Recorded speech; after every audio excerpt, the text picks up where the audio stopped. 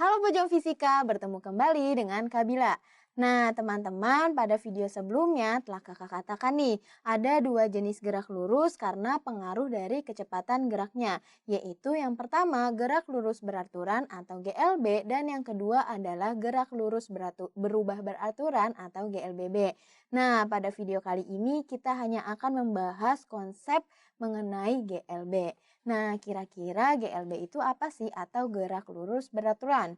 Nah, benda yang bergerak pada lintasan lurus dengan kecepatan yang beraturan, maka benda tersebut mengalami gerak lurus beraturan. Berarti dari sini kita sudah dapat kata kuncinya nih teman-teman. GLB ini adalah gerak suatu benda ketika kecepatannya itu beraturan atau tetap dan konstan. Nah, kira-kira apakah semua benda yang bergerak pada lintasan lurus dengan kecepatan yang konstan dapat dikatakan mengalami gerak lurus beraturan atau GLB? Nah, coba teman-teman perhatikan dua contoh kasus berikut. Kasus yang pertama, sebuah motor bergerak dengan kecepatan konstan 40 km melintasi jalan lurus selama 1 menit. Nah, kasus yang kedua atau kondisi yang kedua, sebuah motor bergerak dengan kecepatan konstan 40 km per jam. Nah, kemudian dia belok nih dengan kecepatan yang sama juga 40 km per jam. Nah, menurut teman-teman, kedua kondisi ini apakah dua-duanya adalah GLB atau hanya salah satunya saja?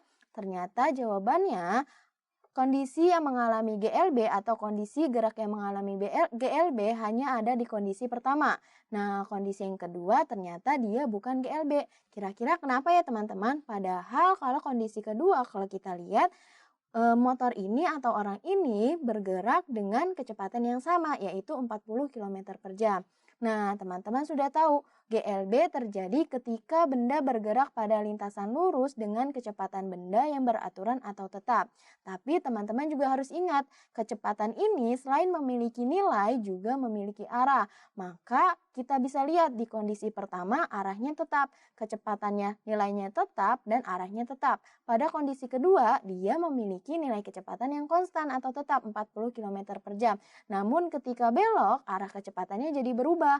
Nah, makanya di kondisi kedua ini bisa kita katakan benda tidak mengalami GLB atau tidak mengalami gerak lurus beraturan. Nah, dari contoh kasus tersebut, maka bisa kita dapatkan nih teman-teman, syarat gerak lurus beraturan. Yang pertama, GLB terjadi ketika benda bergerak pada lintasan lurus dengan kecepatan benda beraturan atau tetap. Dan yang kedua, arah pergerakan bendanya pun tetap dan tidak berubah. Jadi, bisa kita katakan nih teman-teman, benda yang mengalami GLB harus memenuhi dua syarat berikut.